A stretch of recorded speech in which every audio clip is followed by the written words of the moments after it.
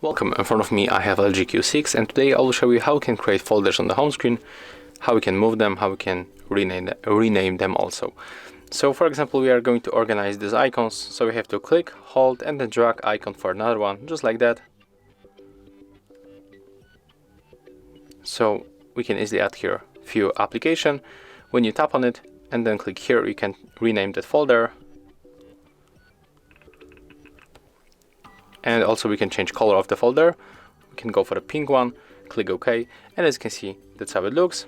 If you want to add more icons, click on the plus, and there you can choose different icons and you can add all of them. Click done, and as you can see, there it is.